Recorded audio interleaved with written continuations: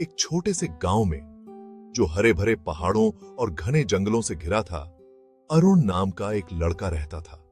अरुण थोड़ा अलग था। वो बहुत कम बोलता था। ऐसा नहीं कि बोल नहीं सकता, बस उसे लगता था कि उसकी बातें कोई सुनेगा ही नहीं, तो वो अक्सर चुप ही रहता।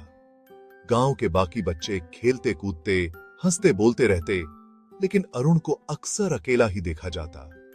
उसे अपने गांव की सुंदरता से बहुत प्यार था। कभी पेड़ों के नीचे बैठता, तो कभी नदी के किनारे। प्रकृति से उसे बहुत जुड़ाव था। एक दिन गांव में एक नया मास्टर जी आए। उन्होंने बच्चों को पढ़ाना शुरू किया। मास्टर जी ने देखा कि अरुण बहुत कम बोलता है।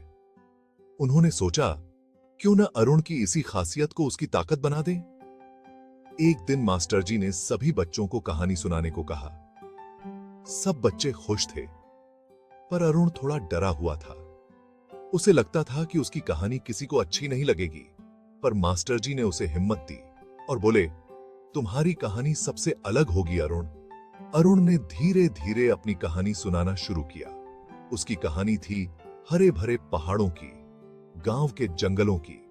उसने प्रकृति के खूबसूरत नजारों और आवाजों को अपनी कहानी में पिरोया। जैसे जैसे कहानी बढ़ी, सब बच्चे और मास्टर जी मंत्रमुग्ध हो गए। कहानी खत्म होते ही कमरे में सन्नाटा छा गया। फिर अचानक तालियों की गूंज सुनाई दी। सब बच्चे और मास्टर जी अरुण की कहानी से बहुत खुश हुए। अरुण को पहली बार लगा कि उसकी बातें भी कोई सुनना चाहता है। उस दिन के बाद अरुण ने चुप रहना तो नहीं छोड़ा, पर जब भी बोलता, उसके शब्दों में एक नया भरोसा था। उसने जाना कि उसकी आवाज में भी ताकत है और उसे सबके साथ बांटना चाहिए।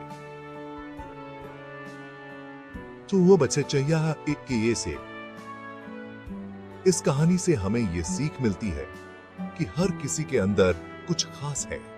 चाहे हम कम बोलें या ज्यादा, हमारी बातें हमेशा सुनने लायक हैं। बस जरूरत है खुद पर यकीन रखने की। मुझे उम्मीद है अरुण की कहानी ने आपको भी कुछ सोचने पर मजबूर किया होगा। शुक्रिया।